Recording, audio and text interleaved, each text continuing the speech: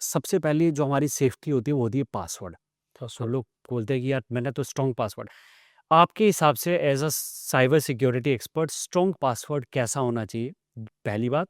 दूसरा, कैसे रिमाइंड किया जाए कि मेरा ये पासवर्ड था? अक्सर मेरे साथ ये दिक्कत होती है कि मैं पासवर्ड स्ट्रॉन्ग बना लेता हूँ और अलग अलग आईडीज के बना देता हूँ और भूल जाता हूँ। यूजुअली सबके हाँ, साथ होता है। भूल जाता हूँ। तो पहला स्टेप हम कवर करते हैं कि पासवर्ड्स कैसे बनाए जाएं। पासवर्ड पहले सजेस्ट करते थे जो डिजिटल इन्वेस्टिगेटर्स थे, हम्म, जो वो सब ये बताते थे कि आप 8 डिजिट का पासवर्ड रखिए, फिर 16 डिजिट का पासवर्ड आया। पासवर्ड होना चाहिए कॉम्बिनेशंस ऑफ लेटर्स, हम्म, जिसमें आप अपर केस भी, लोअर केस भी, नंबर भी, अल्फ़ाबेट्स भी, सब कुछ हो। यूजुअली इंडियंस क्या करते हैं, सपोज़ मेरा नाम अमित है, तो मेरा पासवर्ड क्या मिलेगा? अमित में कैप्स लॉक ऑन कर दिया, अमित @1234। 90% वाईफ़ाई के पासवर्ड मिलते हैं 1 2 3 4 5 6 7 8। आपको पता कि आपके वाईफ़ाई की अगर किसी ने सिक्योरिटी ब्रीच कर दी, हम्म, तो वो आपके डेटा को भी लीक कर सकता है। अच्छा। हाँ, तो आप कह रहे थे कि याद नहीं होता, तो उसके लिए आप कुछ हिंट्स टाइप में पासवर्ड रख सकते हो। ज़रूरी नहीं है कि आपको, देखो मैं ऐसा, जैसे आपका ना मेरा नाम अमित है, एक सजेशन है ये, हम्म, तो आप अमित पासवर्ड क्यों रखो? हम्म, आप उल्टा कर दो उसको, हम्म, बिल्कुल। ऐसा कॉम्बिनेशन रख सकते हो। हम्म, कोई @1234 करके रखता है, आप उसको उल्टा कर दो। हम्म, मतलब आपको साइबर फ्रॉडस्टर से और हैकर से एक स्टेप आगे चलना पड़ेगा, और अब पासवर्ड से काम नहीं चलेगा खाली। हम्म, आपके जितने भी अकाउंट है, चाहे वो जीमेल का अकाउंट हो, चाहे व्हाट्सएप का हो, चाहे आपका इंस्टाग्राम का हो, आपको हर जगह 2 फैक्टर ऑथेंटिकेशन को इनेबल करना पड़ेगा for your security, for your safety, अगर आप अपने आप को सेफ रखना चाहते हैं तो। हम्म, क्योंकि अब सिर्फ पासवर्ड पासवर्ड पे बात नहीं रुकी है, 2 फैक्टर ऑथेंटिकेशन तक चली गई है। आने वाले टाइम में शायद ये और बढ़ जाए, क्योंकि पास की भी आ चुकी है अब तो। हम्म, पास की भी आप क्रिएट कर सकते हो। पास की इन द सेंस, अगर आपने अपने गूगल में या अपने ऐप्स पे ऊपर पास की इनेबल कर रखी है, तो विदाउट योर, अगर आपका फेस आईडी को आपका ऑथेंटिकेट करता है आपका मोबाइल, तो विदाउट योर फेस आईडी आपका अकाउंट खुलेगा ही नहीं कहीं। अगर थंब इम्प्रेशन है तो थंब्स के बिना आपका नहीं खुलेगा, फिंगर के बिना नहीं हम्म। खुलेगा। तो आप पास की भी लगा सकते हो, खाली पासवर्ड से अब काम चलने वाला नहीं है। तो लोग जो है ओल्ड स्कूल हो चुका है हाँ, पासवर्ड अब।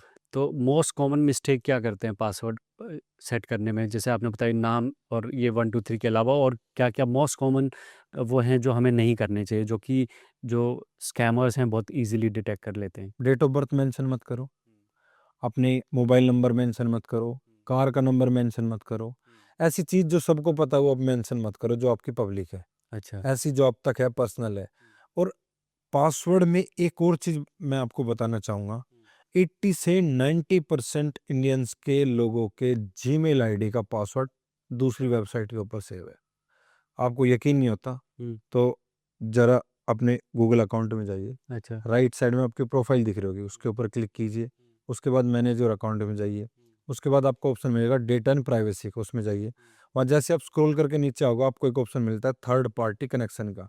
अब आपको पता चल जाएगा कि आपकी जीमेल का एक्सेस आपने किन किन ऐप्स को दे रखा है। हम्म, और 90% लोग तो क्या करते हैं कि वहाँ जब ऑप्शन आता है सेव पासवर्ड का, हम्म, टक से सेव कर देते कर देते हैं ताकि मुझे याद ही ना हैं। रखना याद, पड़े। हाँ। जहाँ थर्ड पार्टी ऐप कनेक्शन का ऑप्शन आ रहा है, इवन आप वहाँ जाकर सभी जितने भी जीमेल से आपके कनेक्शन इनेबल हैं उनको डिलीट भी कर सकते हो। अच्छा। ये जो सबसे बड़ी गलती करते हैं लोग, ये है जीमेल में। तो गूगल और जीमेल हमारी लाइफ का बहुत ही इंटीग्रल पार्ट बन हाँ, चुका है। गूगल जीमेल एक ही बात है। एक ही अगर बात आपका गूगल सेव है है तो ना? आपका, तो एक क्योंकि एक देखो करके मुझे थोड़ा गूगल, हाँ। क्योंकि गूगल मैप भी आपके फ़ोन में है, हम्म, जीमेल भी आपके फ़ोन में है, गूगल भी आपके फ़ोन में है, यूट्यूब भी गूगल का ही है, यूट्यूब भी आपके गूगल में है।